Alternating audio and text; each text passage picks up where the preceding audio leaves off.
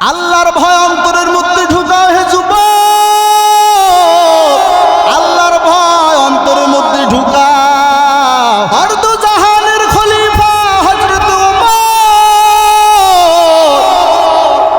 এত বড় দামি সাহাবী, যে ওমর এক রাস্তায় চলে শয়তান ও রাস্তায় চলতে বড় ভয়।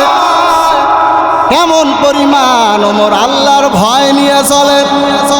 শয়তান যে ওমরের ভয় পায়, সেই ওমর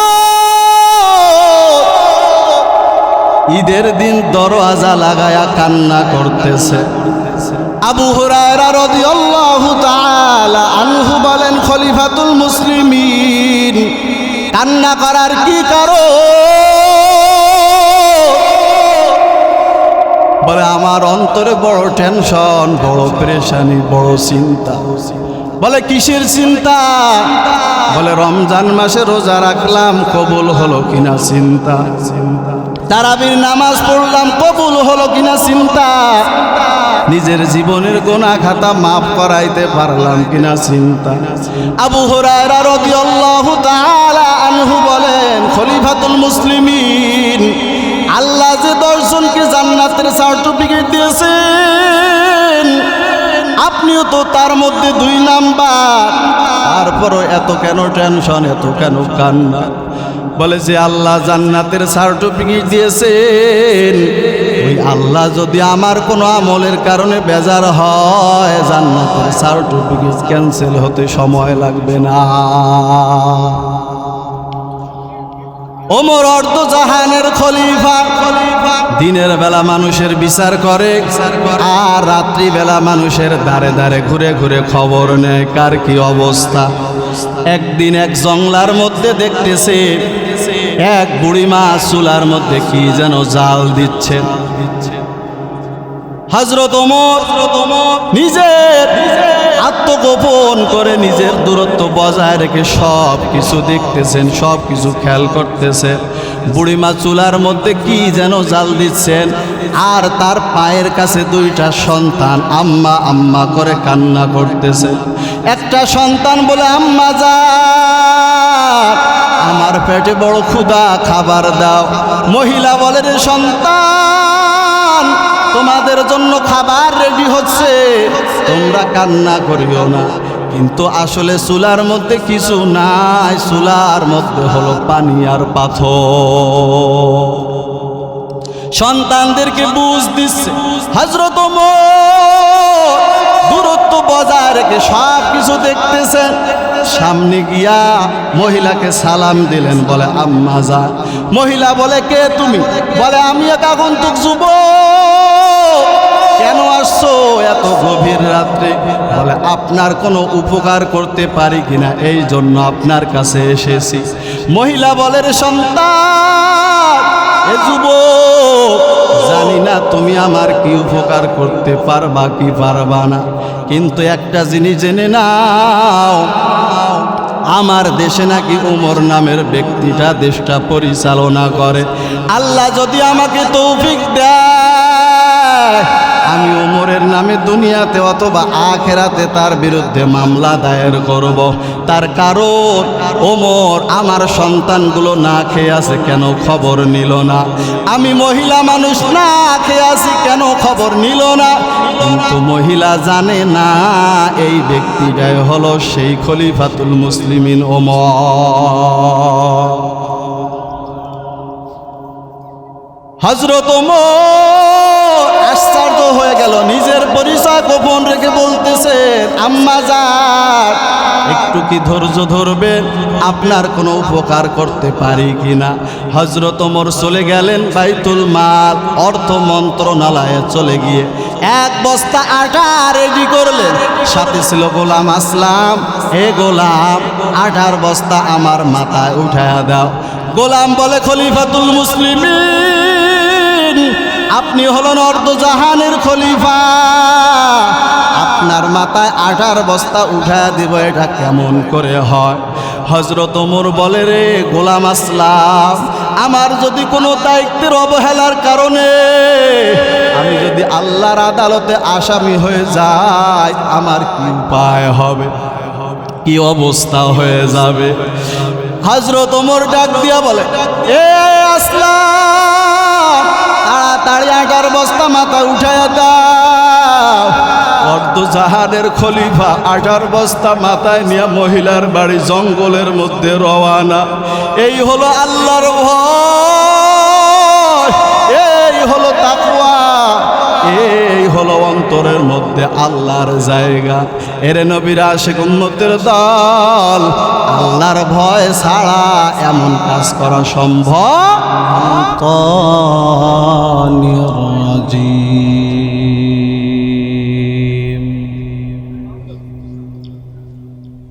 বিসমিল্লাহির রহমানির রহিম।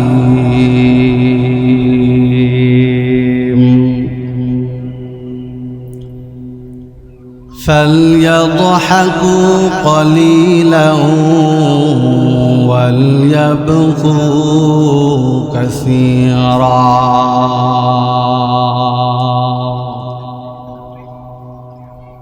وقال رسول الله صلى الله عليه وآله وسلم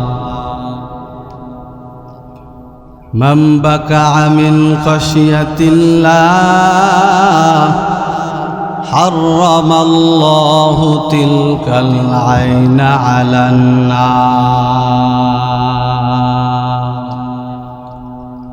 أو كما قال النبي عليه الصلاة والسلام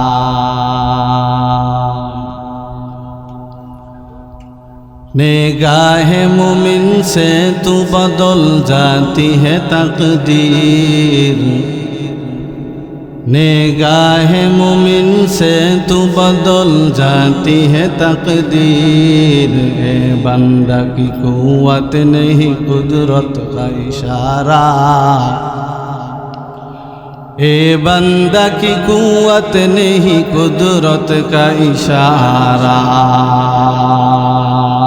জবান খুলে জিকির করি লা ইলাহা ইল্লাল্লাহ, লা ইলাহা ইল্লাল্লাহ, লা ইলাহা ইল্লাল্লাহ, লা ইলাহা ইল্লাল্লাহ, লা ইলাহা। আমার সামনে উপবিষ্ট বিভিন্ন অঞ্চল থেকে আগত আল্লাহ পাকের আশিকিন, জাকিরিন, শাকিরিন, মুহিব্বিন, মুরব্বিয়ান আজম, কলিজার টুকরা সমবয়সী যুবক বন্ধুগণ, স্নেহের ছোট ভাই, পর্দার আড়ালে মাইকের আওয়াজ শ্রবণরত মা ও বোনেরা, দয়াময় আল্লাহ রাব্বুল আলামিনের দরবারে লক্ষ কোটি শুকর ও সুজুদ, যেই মহান রব এই ফিতনার জমানায় সহি তরিকায় কোরআন এবং হাদিসের ভিত্তিতে এক জান্নাতের বাগানে আসার মতো, বসার মতো সুবর্ণ সুযোগ দান করেছেন। এই জন্য মহান রব্বুল আলামিনের দরবারে কালিমাতু শুকর আদায় করছি, আলহামদুলিল্লাহ। দরুদ ও সালাম সৈয়দুল মুরসালিন রহমাতুল লিল আলামিন, শফিউল মুজনিবিন, খাতামুন নবীন, সৈয়দুস সাকালান, ইমামুল মুরসালিন হযরত মুহাম্মদুর রাসূলুল্লাহ সাল্লাল্লাহু আলাইহি ওয়াসাল্লাম। সম্মানিত হাজিরিন, সময় খুবই সংক্ষিপ্ত, বেশি ভূমিকা বাড়াবো না। অল্প সময়ের মধ্যেই ভূমিকা শেষ করে মূল আলোচনার দিকে চলে যাব ইনশাআল্লাহ। আপনারা সকলে জান্নাতের বাগানে আসতে পেরে, বসতে পেরে খুশি না বেজার? আল্লাহ তাআলা সকলকে শেষ পর্যন্ত থাকার তৌফিক দান করুন, আমিন। আর একটু জোরে বলেন না, আল্লাহুম্মা আমিন। ভাইরা আমার, আল্লাহ তাআলা যেহেতু আমাদেরকে জান্নাতের বাগানে নিয়েই এসেছেন, আমরা এখান থেকে কিছু রুহের খোরাক নিয়ে যাব ইনশাআল্লাহ। কিন্তু আসলে এই জান্নাতের বাগানে সকলের বসার সুযোগ, কথা জোরে বলতে হবে, সুযোগ হয় না। কত মানুষ গ্রামে এখনো ঘুরতেছে, কত মানুষ এই মাহফিলকে কেন্দ্র করে এসেও বাজারে বাজারে ঘুরতেছে। আছে না নাই? আল্লাহ তাআলা আমাদেরকে ভালোবেসেছেন বিধায় আমরা বসতে পেরেছি, বলি আলহামদুলিল্লাহ। সম্মানিত হাজিরিন, আমি আপনাদের সামনে কালামুল্লাহ শরীফ থেকে একটি আয়াতের অংশ তেলাওয়াত করেছি এবং রাসূলুল্লাহ সাল্লাল্লাহু আলাইহি ওয়াসাল্লামের অসংখ্য অমীয় বাণী থেকে একটি হাদিস শরীফ তেলাওয়াত করেছি। এর উপরেই কিছু কথা বলে শেষ করব। আমা আলাইনা তৌফিক ইল্লা বিল্লাহ। আল্লাহ রাব্বুল আলামিন কালামুল্লাহ শরীফের মধ্যে জানায়া দিয়েছে, ফালইয়াদহাকু কলিলাও ওয়ালইয়াবকু কাসীরা। আল্লাহ রাব্বুল আলামিন বলেন, বান্দা হাসো কম কাঁদো বেশি, তবেই হবেন আল্লাহ খুশি। জোরে বলেন, কে খুশি হবেন? হাসতে হবে কম আর কাঁদতে হবে বেশি, তাহলেই হবেন আল্লাহ খুশি। সম্মানিত হাজিরিন, আল্লাহ রসুল সাল্লাল্লাহু আলাইহি ওয়াসাল্লাম বলেন, যে বান্দা যে আমার উম্মত এক ফোঁটা চোখের পানি জাহান্নামের ভয়ে ফেলাইবে, আল্লাহ তাআলা তার জন্য জাহান্নামের আগুন হারাম করে দিবেন। সুবহানাল্লাহ। আল্লাহ রসুল অন্য এক হাদিসের মধ্যে বলেন, ইবুকু ইবুকু ফাইল্লাম তাবুকু ফাতাবাকাউ। ও উম্মতের দল, তোমরা কান্না করো, তোমরা কান্না করো। যদি কান্না না আসে তাহলে কান্নার বাহানা করো, তাতেও আমার আল্লাহ কান্নার সমপরিমাণ সব দান করবেন। একটু জোরে বলা যাবে না? সুবহানাল্লাহ। সুবহানাল্লাহ বললে লাভ না ক্ষতি? হাদিসের মধ্যে আসছে, একবার যদি অন্তরের অন্তঃস্থল থেকে সুবহানাল্লাহর আওয়াজ দেয়, আসমান এবং জমিনের যত ফাঁকা জায়গা আছে সব নেক দিয়া ভরপুর করে দেন। কে ভরপুর করে দেন? সুবহানাল্লাহ বলতে কৃপণতা করবে না? আলহামদুলিল্লাহ বলতে কৃপণতা করা যাবে? যাবে না। ভাইরা আমার মূল আলোচনা হচ্ছে, আল্লাহ তাআলা বলেছেন তোমরা বেশি বেশি কান্না করো আর কম কম হাসো, কিন্তু আমাদের জীবনে হাসি বেশি, কান্না কম। কি বলেন, ঠিক না বেঠিক? যেভাবে আমরা হাসি, আসলে মনে হয় জান্নাতের সার্টিফিকেট পেয়েই গেছি। কি এরকম না? সম্মানিত হাজিরিন, আল্লাহ তাআলা আপনাকে আমাকে বেশি বেশি কান্না করার তৌফিক দান করুন। সকলে বলুন আল্লাহুম্মা আমিন। আমরা সকলেই জানি যে আল্লাহ তাআলা সাহাবায়ে কেরামদের উপর রাজি এবং খুশি হয়ে তাদেরকে জান্নাতের সার্টিফিকেট দিয়েছে। তাদের জীবনে কান্না কম ছিল না বেশি ছিল? তাদের প্রত্যেকটা জীবনের ক্ষেত্রে ক্ষেত্রে শুধু কান্না আর কান্না। কিন্তু আজকে বড় বড় আউলিয়ায়ে কেরাম, বড় বড় আল্লাহর ওলিরা, কেউ কান্না ছাড়া আল্লাহর ওলি হতে পারে নাই। তাহাজ্জুদের নামাজে শুধু কান্না আর কান্না, কান্না আর কান্না।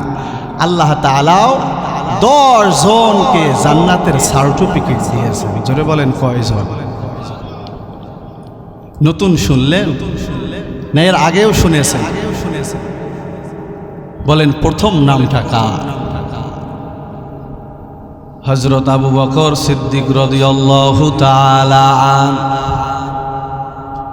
দ্বিতীয় হযরত ওমর, 3 নাম্বার হযরত ওসমান, 4 নাম্বার হযরত আলী রাদিয়াল্লাহু আনহুম আজমাইন।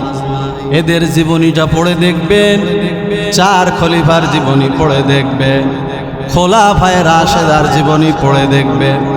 যদি টাকা দিয়ে বই কেনার টাকা না থাকে তাহলে মোবাইলের মধ্যে ডাউনলোড করে হলেও পড়ে দেখবেন। শেষ ফলাফলটা যা পাবেন সেই ফলাফল হলো শুধু কান্নার আওয়াজ, শুধু কান্নার আওয়াজ।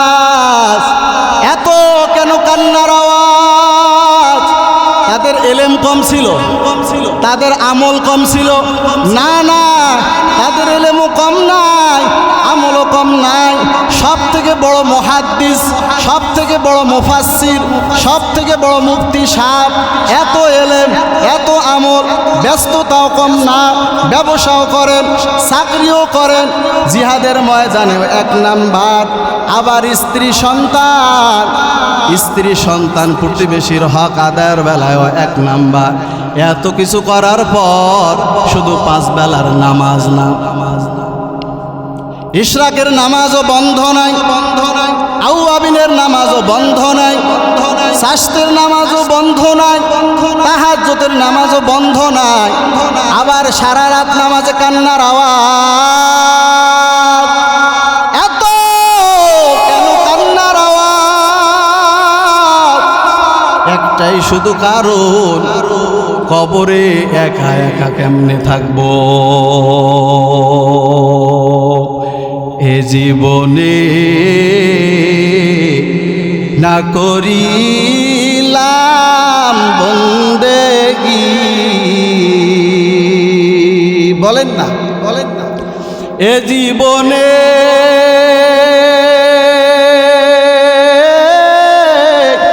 না করিলাম বন্দেগি, গুনাহ করে কাটাইলাম জিন্দেগি, গুনাহ করে কাটাইলাম জিন্দেগি। তওবা করি আবার তওবা ভাঙ্গিলাম, তওবা করে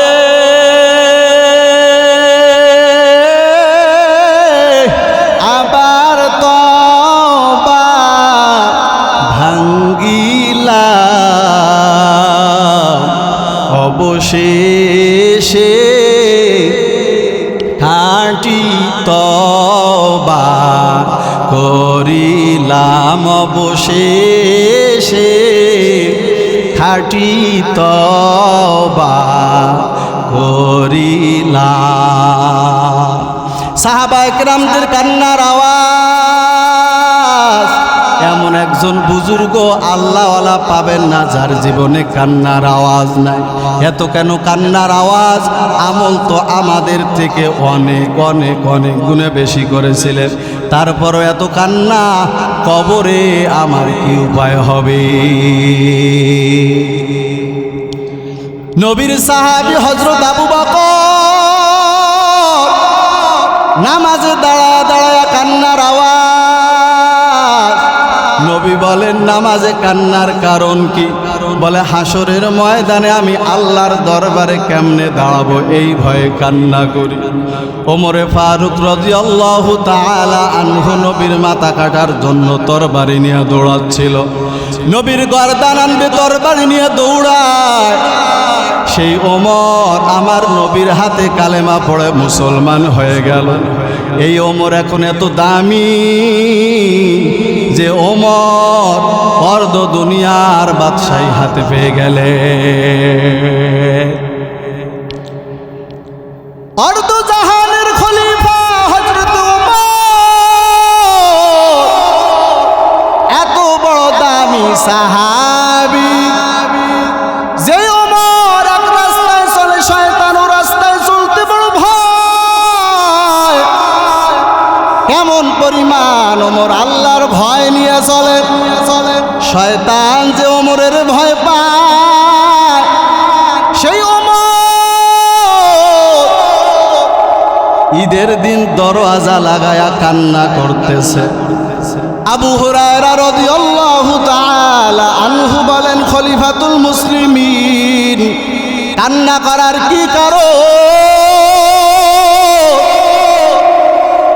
বলে, আমার অন্তরে বড় টেনশন, বড় পেরেশানি, বড় চিন্তা। বলে, কিসের চিন্তা? বলে, রমজান মাসে রোজা রাখলাম, কবুল হলো কিনা চিন্তা। তারাবির নামাজ পড়লাম, কবুল হলো কিনা চিন্তা, নিজের জীবনের গুনাহ খাতা মাফ করাইতে পারলাম কিনা চিন্তা।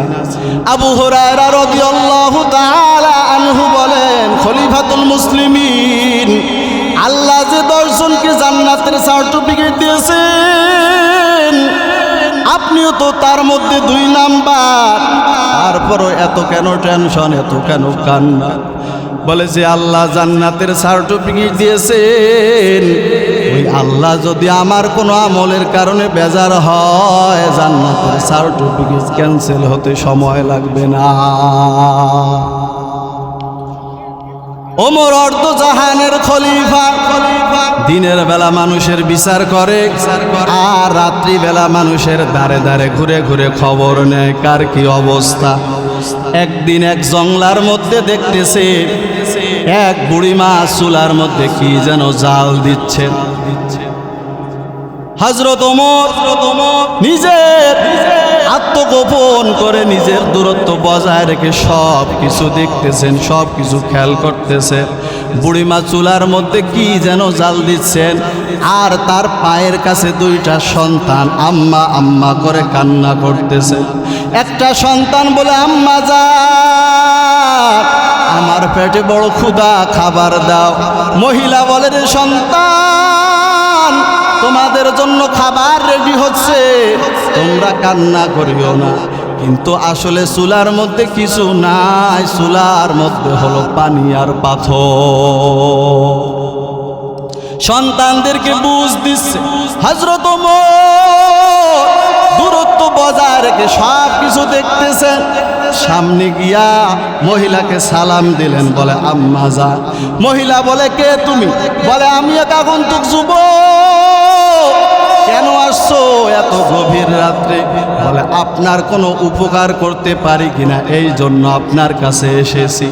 মহিলা বলে, রে সন্তান, এ যুবক, জানি না তুমি আমার কি উপকার করতে পারবা কি পারবা না, কিন্তু একটা জিনিস জেনে নাও, আমার দেশে নাকি ওমর নামের ব্যক্তিটা দেশটা পরিচালনা করে। আল্লাহ যদি আমাকে তৌফিক দেয়, আমি ওমরের নামে দুনিয়াতে অথবা আখেরাতে তার বিরুদ্ধে মামলা দায়ের করব। তার কারণ ওমর আমার সন্তানগুলো না খেয়ে আছে, কেন খবর নিল না? আমি মহিলা মানুষ, না খেয়ে আছি, কেন খবর নিল না? কিন্তু মহিলা জানে না এই ব্যক্তিটাই হলো সেই খলিফাতুল মুসলিমিন ওমর।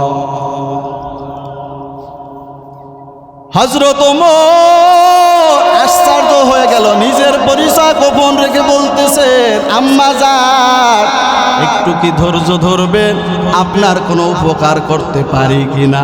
হযরত ওমর চলে গেলেন বাইতুল মাল, অর্থ মন্ত্রণালয়ে চলে গিয়ে 1 বস্তা আটা রেডি করলেন। সাথে ছিল গোলাম আসলাম। হে গোলাম, আটার বস্তা আমার মাথায় উঠায়া দাও।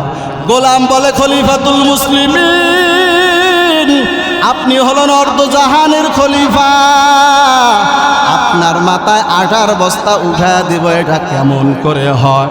হযরত ওমর বলে, রে গোলাম আসলাম, আমার যদি কোনো দায়িত্বের অবহেলার কারণে আমি যদি আল্লাহর আদালতে আসামি হয়ে যাই, আমার কি উপায় হবে, কি অবস্থা হয়ে যাবে? হযরত ওমর ডাক দিয়া বলে, এ আসলাম, তাড়াতাড়ি আটার বস্তা মাথা উঠায়া দাও।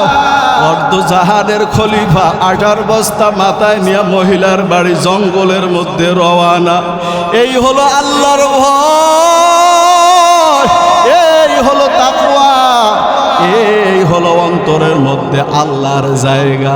এরে নবীর আশিক উম্মতের দল, আল্লাহর ভয় ছাড়া এমন কাজ করা সম্ভব নয়।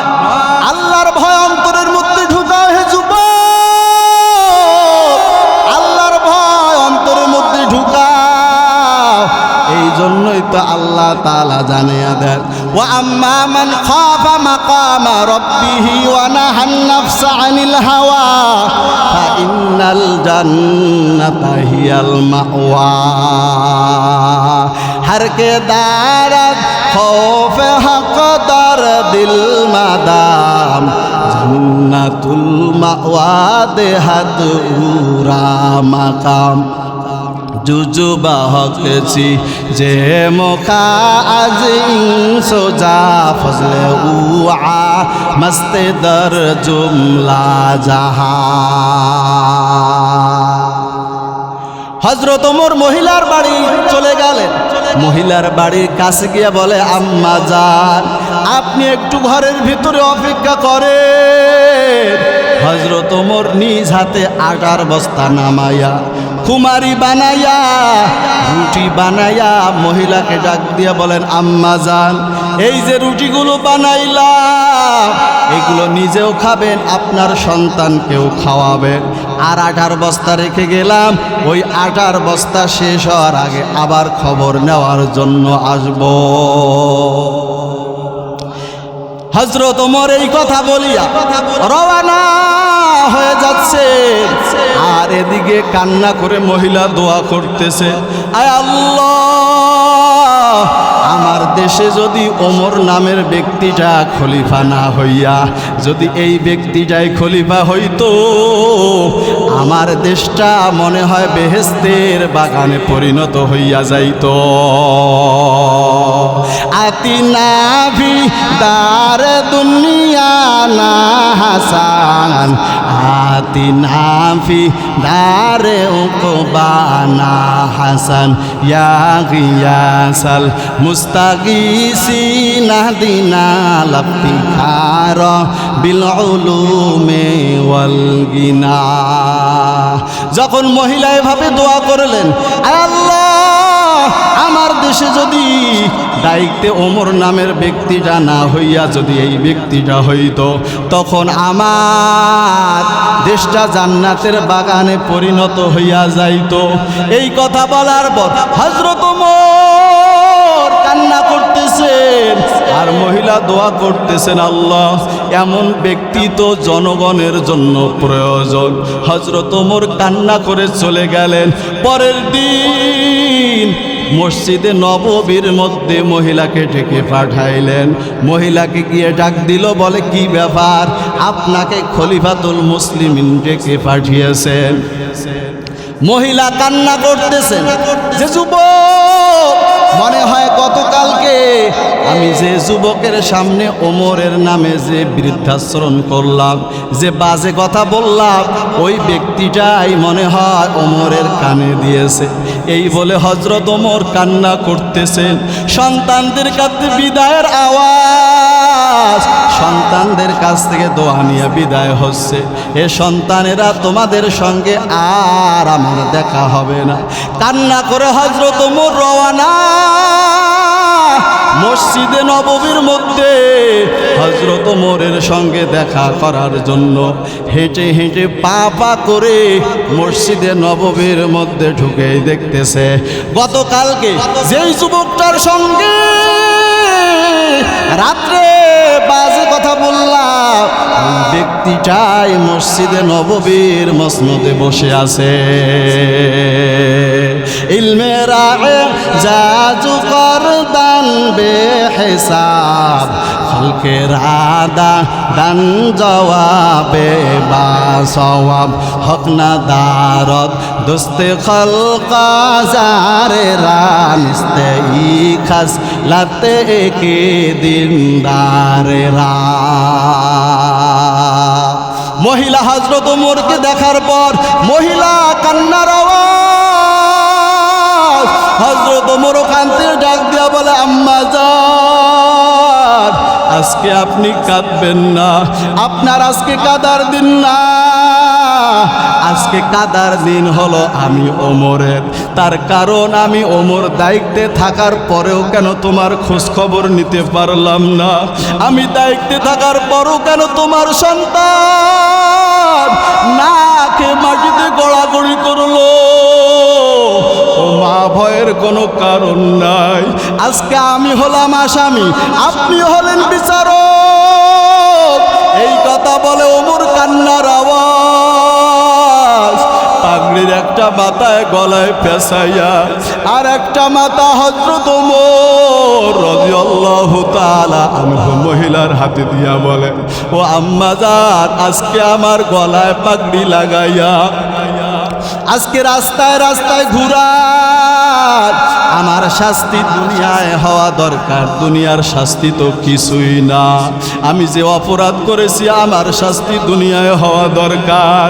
আসলে আমি যদি আল্লাহর আদালতে আসামি হইয়া দাঁড়াই, আল্লাহর আযাব তো আমি সহ্য করতে পারবো না। আল্লাহর আযাব কেমন? সূর্যটা মাথার উপরে চলে আসবে, জমিনটা হয়ে যাবে তামা, আর জাহান্নাম চিল্লা বলবে হাল মিন মাজিদ, হাল মিন মাজিদ। আয় আল্লাহ, বেনামাজিদেরকে দাও, আয় আল্লাহ, বেনামাজিদেরকে দাও। আল্লাহ তাআলা বলবেন জাহান্নাম, একটু অপেক্ষা করো, একটু ধৈর্য ধরো, আমি গুনাহগারদেরকে বেছে বেছে তোমার মধ্যে দিব, কোনো টেনশন নাই। তারপরও জাহান্নামকে আটকাইতে পারবে না। জাহান্নাম কিয়ামতের ময়দানের দিকে দৌড়ে আসতে চাইবে। আল্লাহ তাআলা বলবে, ও ফেরেশতার দল, তোমরা জাহান্নামকে টেনে ধরো। জাহান্নামকে 70,000 ফেরেশতা 70,000 শিকল লাগায়াও টেনে রাখতে পারবে না, ধরে রাখতে পারবে। আশিক উম্মতের দল, জাহান্নামের আওয়াজ আল্লাহ তাআলা রাগান্বিত আওয়াজ দিয়া বলবেন, আল্লাহ তাআলা রাগান্বিত আওয়াজ দিয়া বলবেন, লিমানিল মুলকুল ইয়াউম লিল্লাহিল ওয়াহিদিল কাহ্হার। আল্লাহ তাআলা বলবেন, ও নাফরমানের দল, আজকের রাজত্ব কার, আজকের ক্ষমতা কার? কিয়ামতের দিন কেউ কোনো কথা বলার সাহস পাবে না। আল্লাহ তাআলা মহারাগে রাগান্বিত হয়ে বলবেন, ওয়ান্তাজুল ইয়াউমা আইয়ুহাল মুজরিমুন,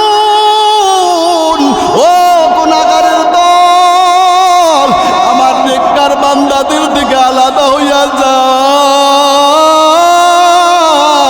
গুনাহগারেরা ওই কিয়ামতের ময়দান থেকে কোথাও পালাইতে যাবে না। আল্লাহ তাআলা এমন একটা ঝাঁকানি মারবেন, ঝাঁকানি মারার পর গুনাহগারেরা সব ছিটকায়া ছিটকায়া পড়ে যাবে। আল্লাহ তাআলা আওয়াজ দিয়া বলবেন, ওয়াসিকাল্লাযীনা কাফারু ইলা জাহান্নামা যুমারা হাত্তা ইযা জাউহা ফুতিহাত আবওয়াবুহা ওয়াকালা লাহুম খাজানাতুহা আলাম ইয়াতিকুম রাসূলুম মিনকুম আয়াত। আল্লাহ তাআলা গুনাহগারদেরকে হাকায়া হাকায়া হাকায়া হাকায়া জাহান্নামের দিকে নিয়ে যাবেন। এমন দৃশ্য দেখে আমার নবী সিজদায় পড়ে কান্না করবেন, আল্লাহ ও দয়ার মালিক, একটা জাহান্নামও যদি আমার একটা উম্মত কেউ খেয়ে ফেলে, আমি নবী কিন্তু জান্নাতে যাব না। আমার আল্লাহ বলবেন, দোস্ত মাথাটা উঠাও, আজকে আপনার কান্নার দিন না। আপনাকে বেঈমানেরা কম কাঁদান নাই, আপনাকে দুশমনেরা কম কষ্ট দেয় নাই। আপনি মাথাটা উঠান, আর ওদিকে জাহান্নাম ছিঁড়ে আসতে যাবে। আল্লাহ তাআলা ফেরেশতাকে বলবে, ফেরেশতা এদিকে আসো, জাহান্নামকে ধরে রাখতে পারো না, এদিকে আসো। আল্লাহ তাআলা কুদরতে হাত দিয়া ওই ফেরেশতার হাতে একটু পানি দিয়া বলবেন, এই পানিটা ছিটায়া দাও জাহান্নামের গায়ে। ছিটায়া দেওয়ার সঙ্গে সঙ্গে জাহান্নাম ক্যাত ক্যাত করে পিছনের দিকে দৌড়াইতে থাকবে। ফেরেশতারা বলবে, ও দয়ার মালিক, 70,000 ফেরেশতা শিকল লাগায় আর টেনে রাখতে পারলাম না, এটা কেমন পানি দিলা? পানিটা দেওয়ার সঙ্গে সঙ্গে জাহান্নাম পিছনের দিকে দৌড়াইতে লাগলো। তখন আমার আল্লাহ বলবে, কাউসারের পানিও না, এটা জমজমের পানিও না, এটা কোনো কুদরতের পানিও না, এটা হলো আমার গুনাহগার বান্দার চোখের পানি। আমার বান্দারা 2026 সালে 13ই আগস্ট ওই জমির হাটে হাই স্কুল মাঠে আল্লাহর ওলির বয়ান শুনে জাহান্নামের ভয়ে চোখের পানি ফেলাইছে। এ ফেরেশতারা, এটা হলো আমার বান্দার চোখের পানি। চোখের পানির এত দাম, এত দাম, এত দাম। রহমতের নবী জানিয়া দেন, মান বাকা মিন খশিয়াতিল্লাহ হারামাল্লাহু তিলকাল আইনা আলান নার। যে বান্দা জাহান্নামের ভয়ে এক ফোঁটা চোখের পানি ফেলাইবে, তার জন্য জাহান্নামের আগুন হারাম হইয়া যাবে। জোরে বলেন না সুবহানাল্লাহ। রহমতের নবীও জানিয়া দেন, ইবকু ইবকু ফাইল্লাম তাবকু ফাতাবাকাউ। উম্মতের দল, তোমরা বেশি বেশি কান্না করো, যদি কান্না না আসে কান্নার বাহানা করো, তাতেও আমার আল্লাহ সব দান করবেন। জোরে বলি সুবহানাল্লাহ। এর যুবক, ও পার্বতীপুর এলাকার যুবক, ও পর্দালের মা, ও বৃদ্ধ বাবা, জীবনে তো কত গুনাহ করেছো, কত মদ খেয়েছো, কত গাঁজা খেয়েছো, কত ইয়াবা খেয়েছো, কত বেগানা নারীর সঙ্গে আকাম করেছো। তোমার কি মরণের ভয় নাই? আল্লাহর কোরআন কি মিথ্যা মনে করেছো? রসুলের হাদিস কি মিথ্যা মনে করেছো? একটা কবিরা গুনাহ করলে 7,500 বছর জাহান্নাম। আল্লাহর ওলিরা সারাটা বছর জাহান্নামের বয়ান করতে করতে, কান্না করতে করতে জীবনটা শেষ করে দিল।